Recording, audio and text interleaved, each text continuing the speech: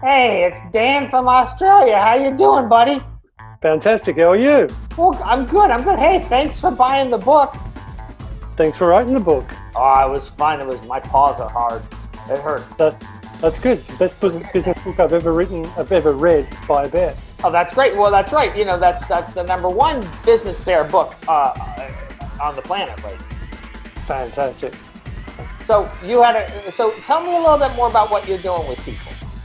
Well, what I'm doing with people is working with them to help them identify, clarify, and creatively retool their assumptions about themselves and what they do in their business. That's great. And so you're not taking on too many clients, right? You're just doing a few, right?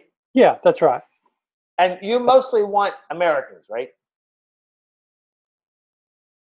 Yeah, I like working with Americans. Yeah. Being Australian, I have a different outlook, different point of view, so it's really interesting working with I people who think just come from that's right. I think part that's of the world, important. I different think assumptions. that helps them to get another perspective. Yeah, Because and it also means because Australians see the world differently. we do from the other. We're from the bottom up. Yeah. So what was your question? You had a question about something in the book.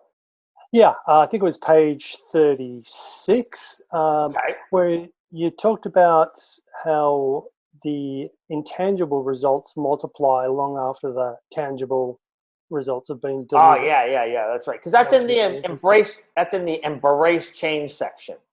Correct, yeah. Which is And that's the really last one. Yeah, that's the last element of that one about basically don't go after delusional things, right? So Yeah. So many people on social media go for the big thing, right? And that's the intangible. They want to be the big star, right? But that's not most likely going to be a business, right? Okay. So, but people chasing those things, they kind of lose their minds, right? And so what ends up happening is they get addicted to the intangible benefits of, getting attention and talking to people and meeting. They get thousands of connections, but they have no money, nothing, right.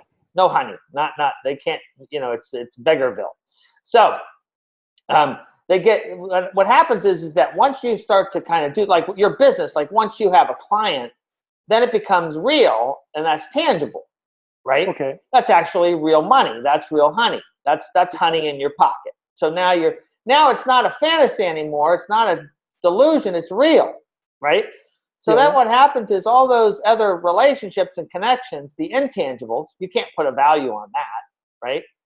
They have greater value because it's real, right? You're not okay. It's not like you're prospecting. It's not like you're saying, okay, what are these 10,000 people that are connected to me going to pay me for? You now know, right? And so once you know that, there's a benefit to that because guess what happens? If you know, okay, these kind of people are going to buy my stuff, right? Guess what? The other people aren't going to buy it. So I can look at my connections and I can say, okay, well, of my connections, maybe 10, 20% are going to buy. That's okay. That's good. Now I'm not going crazy. Yep. Otherwise, like what we like to tell people is that you don't have any problems. If you have 50,000 connections, just get them all to send you $1. That's 50,000 in one day. So you have no problem. So that kind of helps them to understand that the amount of viewers you have or like followers doesn't really mean anything.